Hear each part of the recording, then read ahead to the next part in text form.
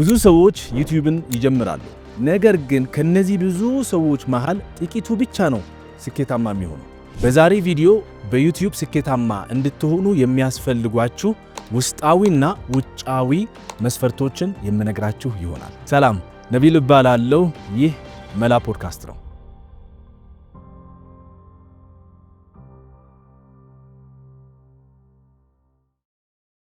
በዚህ ቻናል ዘመኑን የፈጠራቸው ቴክኖሎጂዎች በመጠቀም ህይወታችንን እንዴት ማቅለል እንደምንችል፣ በተጨማሪ የገንዘብ ነፃነት እንዴት ማግኘት እንደምንችል የሚዳሰስበት ቻናል ስለሆነ የገንዘብ ነፃነት ወይም ደግሞ ህይወታችሁ ቀላል እንዲሆንላችሁ ከፈለጋችሁ ይህንን ቻናል ሰብስክራይብ ማድረግ አለባችሁ። የምንጀምረው በውስጣዊ መስፈርቶች ወይም ቅድመ ሁኔታዎች። አንድ ሰው ዩቲዩበር መሆን ከፈለገ እነዚህ ቀጥዬ የምነግራቸው ነጥቦች ማሟላት አለበት። አለዛ ትንሽ የመንገዳገድ ነገር ይፈጠራል መሃል ላይ። የመጀመሪያው ግልጽ የሆነ ዓላማ ያስፈልጋል። ግልጽ የሆነ ዓላማ ያስፈልጋል ማለት ይሄ በዩቲዩብ ብቻ አይደለም። ነጋዴም ብትሆኑ ወይም ደግሞ ማንኛውም ስራ መጀመር ብትፈልጉ መቼም ዓላማ ይኖራችኋል። ከዛ ስራ የምትፈልጉት ነገር አለ፣ የምታገኙት ጥቅም አለ። ስለዚህ የምታቀርቡት ነገር ምንድነው? ለማን ነው የምታቀርቡት? በምን ያህል ዋጋ ነው የምታቀርቡት? እንግዲህ በፕሮዳክት ወይም ደግሞ በምርት ደረጃ ማለት ነው። በዩቲዩብም እንደዛው ነው። የሚያስፈልገው ምንድነው? ዝግጁነት ያስፈልጋል፣ እቅድ ያስፈልጋል። ያን የምታቀርቡት ነገር ለማን እንደሆነ ታርጌት ኦዲየንስ ያስፈልጋል። ታርጌት ኦዲየንስ ማለት ዓላማ ያረጋችሁት ተመልካች ማን ነው? እነዚህን ተመልካቾች ማን ናቸው? እናም እነዚህ ተመልካቾች ደግሞ እናንተን ቪዲዮ በተመለከቱበት ወቅት ላይ ምንድነው የሚጠቀሙት? ስለዚህ የግድ የሚጠቀሙት ነገር አለ። የማይጠቀሙት ነገር ከሌለ የእናንተን ቪዲዮ የሚመለከቱበት ምክንያት ምንም የለም። ስለዚህ ግልጽ የሆነ ዓላማ ያስፈልጋቸዋል። ማን ነው ኦዲየንሳችሁ? በተጨማሪ ደግሞ እነዚህን ኦዲየንስ ሲመለከቱ የእናንተን ቪዲዮ ምን ጥቅም ያገኛሉ የሚለውን ክሊርሊ ወይም ደግሞ በግልጽ መቀመጥ አለበት። ሁለተኛው መስፈርት እንደ ክሪኤተር ወይም ደግሞ እንደ ኮንተንት ክሪኤተር ማሰብ ያስፈልጋል። ይህም ማለት ነው አንዳንድ ሰዎች ዩቲዩብ ይጀምሩና ከዛን ጊዜ ሳገኝ ቪዲዮ ለቃለሁ የሚል ሐሳብ ያቀርባሉ። ይሄ ትክክል አይደለም። ባይ ዘ ወይ ትክክለኛ የኮንተንት ክሪኤተሮች የሚያስቡት እንዴት መሰላችሁ? ልክ እንደ ድርጅቶች ወይም የሚዲያ ድርጅቶች አሉ። ታውቃላችሁ አይደለ? እንግዲህ የምናውቃቸው ማስ ሚዲያ ወይም ደግሞ በቴሌቪዥን መስኮት የምንመለከታቸው ብዙ ቻናሎች አሉ። እነዛ ቻናሎች በየቀኑ ፕሮግራማቸው ሳይሰረዝ ወይም ደግሞ ሳይዘበራረቅባቸው በማኔጅመንት ወይም ደግሞ በአስተዳደር ዛሬ ምን ይቀረጻል፣ ለሚቀጥለው ሳምንት ምን ይቀረጻል፣ እንዲህ የተባለ በዝግጅት የሚሰራ ነው። ስለዚህ እናንተም ኮንተንት ክሪኤተር ከሆናችሁ መጀመሪያ ማሰብ ያለባችሁ ልክ እንደ ሚዲያ ድርጅት ማሰብ አለባችሁ። ሌላው ደግሞ የእናንተን ኮንተንት ወይም ደግሞ ይዘት ልክ እንደ ፕሮዳክት ወይም እንደ ምርት ማሰብ አለባችሁ። ስለዚህ ምርት ከሆነ ገበያ ላይ ብትሄዱ አሁን አንድ ምርት ቢጠፋ ምን ይሆናል? ሌላ ምርት ይመጣና ያ ምርት ይሸጣል አይደለ? ውሃ ብታመርቱ ያን ውሃ ገበያ ላይ ባይገኝ ወይም ደግሞ ሌላ ምርት በጣም ተፈላጊ የሆነ ምርት ብታቀርቡ ከዛን የሆነ ሰዓት ላይ ቢጠፋ ከገበያ ላይ ምን ይሆናል? ሌላ ደግሞ ተፎካካሪ ይመጣና ያንን ምርት ይገዛል፣ የእናንተ ምርት ይረሳል ማለት ነው። ስለዚህ ልክ እንደ ምርት ማሰብ አለባችሁ ወይም እንደ ፕሮዳክት ማሰብ አለባችሁ ያን የምታቀርቡት ኮንተንት። ስለዚህ ሁል ጊዜ ገበያ ላይ ሳይጠፋ መቀጠል አለበት ነው። ሶስተኛው ማሰብ ያለባችሁ ተመልካቾቻችሁን ለእናንተ ደንበኞች ናቸው። ስለዚህ እነሱም ልክ እንደ ደንበኛ ማሰብ አለባችሁ። ደንበኛ ቅሬታም ካለው ደስም ከተሰኘ ለእናንተ ጥቅም አለው አይደለ? ስለዚህ ቅሬታም ካለው ቅሬታውን ተሰምታችሁ ምንድነው ማስተካከል ያለብኝ ብላችሁ ማስተካከል። ደስም ካለው ያ ደንበኛ ለምን ደስ አለው፣ ደስ ያሰኘው ነገሮች ምንድናቸው፣ ስለዚህ እነዚህ ነገሮች ማጠናከር አለብኝ ብላችሁ ማስተካከል ያስፈልጋል። ስለዚህ ልክ እንደ ኮንተንት ክሪኤተር ማሰብ ከጀመራችሁ እነዚህን ቀደም ብዬ የገለጽኳቸው ነገሮች ታሟላላችሁ ማለት ነው። ሶስተኛው መስፈርት ብዙ ክህሎቶች በአንዴ ለመያዝ ዝግጁ መሆን። ይህ ምን ማለት ነው? ዩቲዩብ ላይ ብዙ ይሄ ክህሎት ወይም ስኪልስ ብለን የምንጠራቸው ነገሮች በእንግሊዝኛ ሲጠሩ ያላቸው ሰዎች ፕሮሞት ያደርጋል ወይም ደግሞ ይደግፋል። ለምን ብትሉኝ ብዙ ፓኬጆችን በአንዴ ማስተናገድ ስለሚችሉ እነዚህ ሰዎች ዩቲዩብ ሪዎርድ ያደርጋል። እነዚህ መስፈርቶች ወይም እነዚህ ነገሮች ወይም እነዚህ ክህሎቶች ምንድን ናቸው?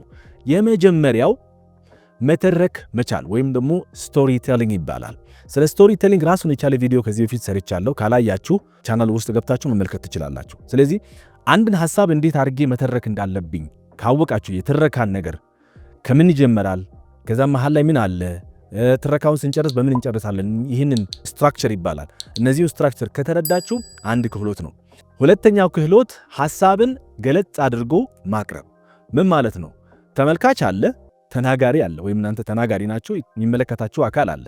ያን አካል እናንተን የምታወሩት ነገር ካልተረዳ ታረምዱ ነው ጥቅሙ። ስለዚህ እናንተን ክህሎታችሁ ምንድነው? የሐሳባችሁን በአግባቡ ለዛ ሰው በሚገባ መልኩ ማስረዳት ማለት ነው። ምክንያቱም ብዙ ተመልካች ስለሚኖር ሁሉም ያማከለ አቀራረብ መያዝ አለባችሁ ማለት ነው። ሶስተኛው ክህሎት በካሜራ ፊት ቁጭ ብላችሁ ፕሬዘንስ ያስፈልጋል። ማለትም ስትቀርቡ ከመልክም ማለት ቀረብ ስትሉ ወደ ካሜራ ላይ ጽድት ማለት አለባችሁ። የምታቀርቧቸው ነገሮች ደግሞ ከካሜራ ፊት ይሄ የማፈርና የመሸማቀቅ ነገር መኖር የለበትም። ስለዚህ ይሄ በሂደት የሚመጣ ነገር ነው። በእርግጥ በአንዴ የሚሆን አይደለም። ብዙ ሰዎች እንግዲህ ታለንት ከሌላቸው ወይም ተሰጥኦ ካልተሰጣቸው በስተቀር ካሜራ ላይ ሲቆሙ ወይም ሲቀመጡ ትንሽ የመጨነቅና የመደነባበር ነገር ይመጣል። ግን ይሄ በሂደት ይከናወናል። ስለዚህ እናንተ የመጀመሪያው ቀን፣ ሁለተኛው ቀን፣ ሶስተኛው ቀን እያላችሁ የተለማመዳችሁ ስለምትመጡ ክህሎቱን የመለማመድ ነገር በሂደት የሚመጣ ነገር ስለሆነ የሚያስጨንቃችሁ አይደለም። አራተኛው ክህሎት መሰረታዊ የኤዲቲንግ ክህሎት ያስፈልጋቸዋል። ምን ማለት ነው? መቼም ቪዲዮ እየሰራችሁ ነው አይደለ? ቪዲዮ ደግሞ ከተሰራ ቪዲዮና ኤዲቲንግ የሚነጣጠሉ አይደሉም። ሁለቱንም የሚያስፈልጉ ነገሮች ናቸው። ስለዚህ አንድ ላይ የሚሄዱ ነገሮች ናቸው።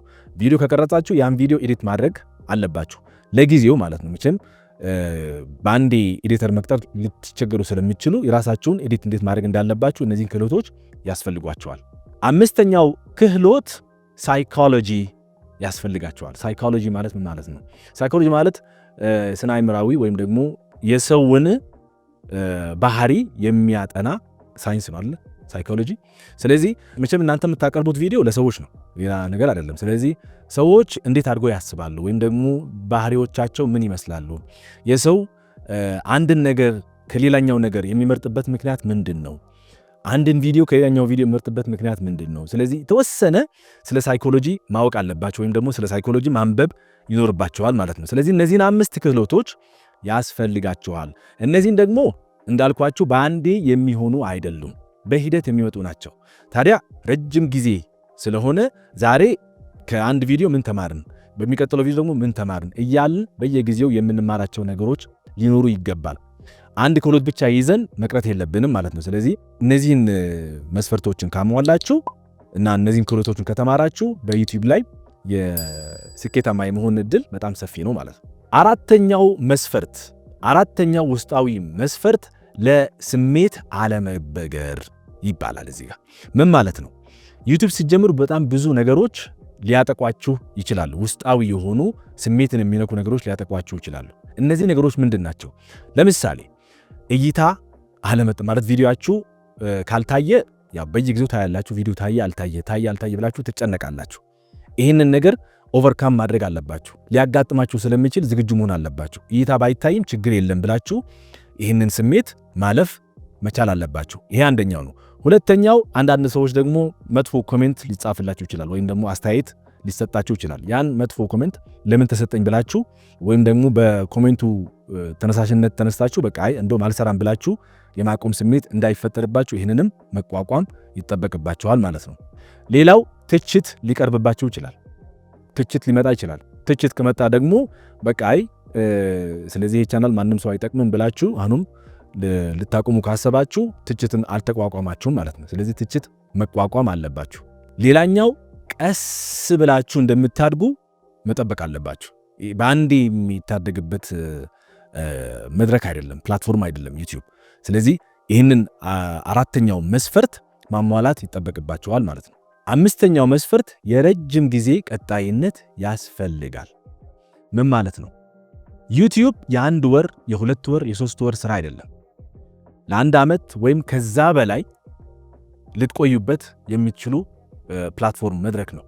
ስለዚህ በ1 ዓመት ውስጥ ራሱ ምንም አይነት ነገር ላታገኙ ትችላላችሁ ወይም ምንም ላታዩ ትችላላችሁ፣ ለውጥ ማለት ነው። ግን ለረጅም ጊዜ የምሰራው ነገር ነው ብላችሁ ካሰባችሁ ልክ እንደ ቢዝነስ ልክ እንደ ስራ ብላችሁ ማሰብ አለባችሁ። ከዛ በኋላ ነው ለውጥ የምታዩት። አለዛ ግን የሚያሳካ ነገር ወይም ደግሞ የሚያዋጣ ነገር አይደለም ካሁኑ ድንገራችሁ። በዛ ላይ ደግሞ ዩቲዩብ የምትማሩበት ፕላትፎርም ነው ማለት ዛሬ ትማራላችሁ፣ ነገም ትማራላችሁ፣ በየጊዜው ልትማሩ ትችላላችሁ ብላችሁ ማሰብ አለባችሁ። ዛሬ ተማራችሁት ነገ አዲስ ነገር ትማራላችሁ፣ ከነገ ወዲያ አዲስ ነገር ትማራላችሁ። እንዲህ እያለ ነው የሚቀጥለው።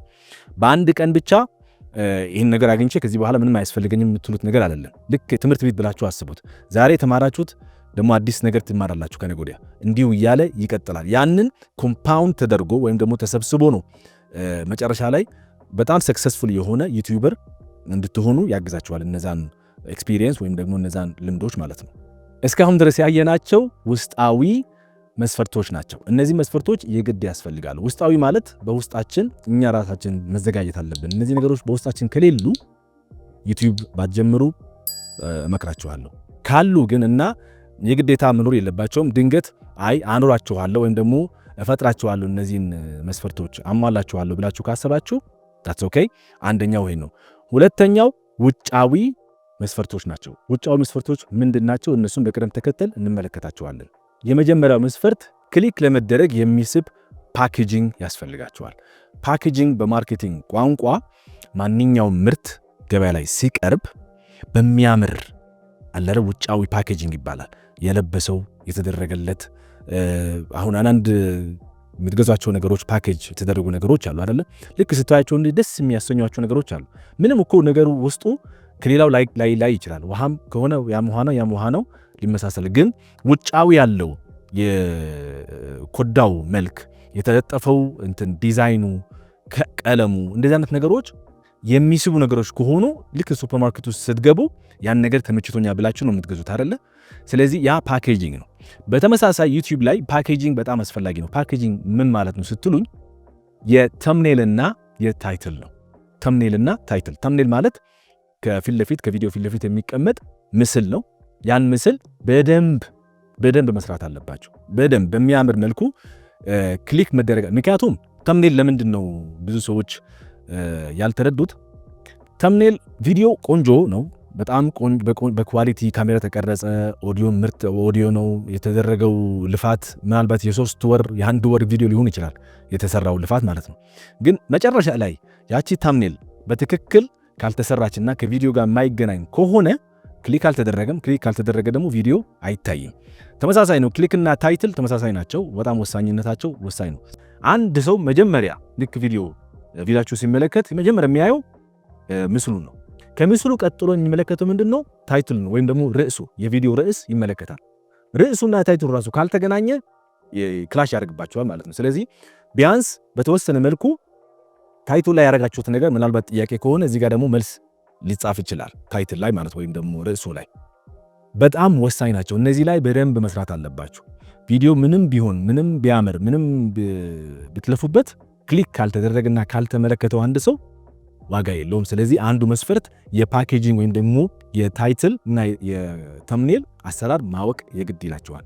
ሁለተኛው መስፈርት የመጀመሪያዎቹ ውስን ሰከንዶች ምናልባት ከ5 እስከ 30 ሰከንድ ባለው ውስጥ አንድ ሰው ቪዲዮን የመመልከትና ያለመመልከት የሚወስንበት ጊዜ ስለሆነ እዛ ላይ በደንብ አድርጋችሁ ክሊር በሆነ መልኩ ግልጽ በሆነ መልኩ ቪዲዮ ለምን መመልከት እንዳለበት ከተመለከተ ምን እንደሚያገኝ ከዛ መጨረሻ ላይ ደግሞ የናንተን ለዛ ሰው ምን አይነት ቫልዩ እንደሚጨምሩለት መግለጽ አለባችሁ።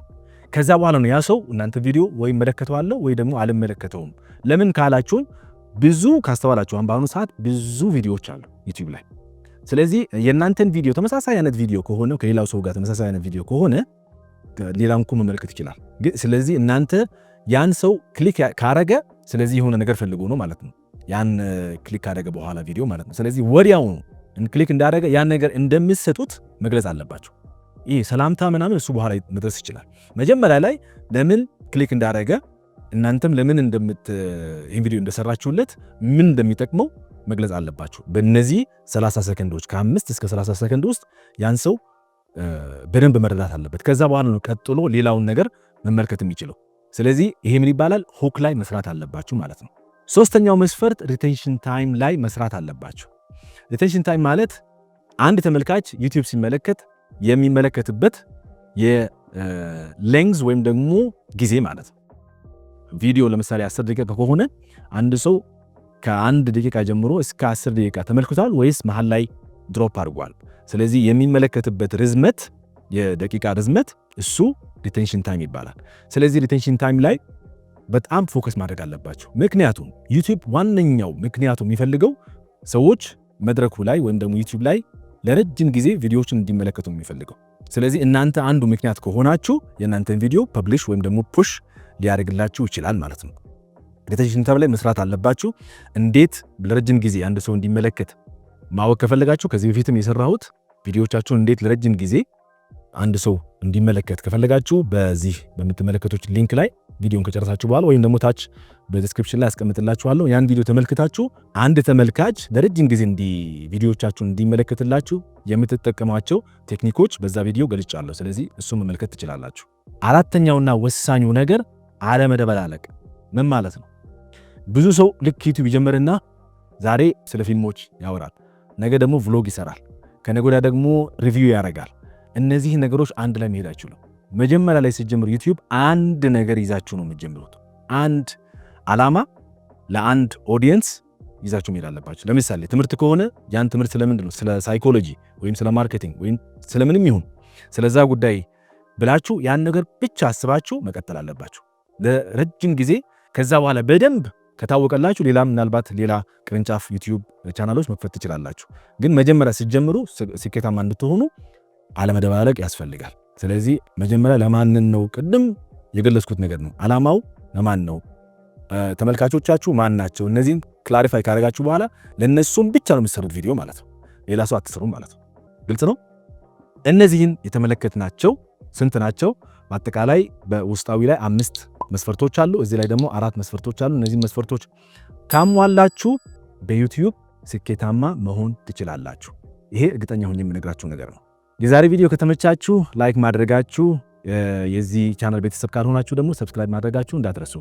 ቀደም ብዬ ደግሞ የገለጽኩላችሁ የቪዲዮቻችሁን እይታና እንዴት ሪቴንሽን ታይም መጨመር እንደምትችሉ በታች በኮሜንት ላይ አስቀምጥላችኋለሁ።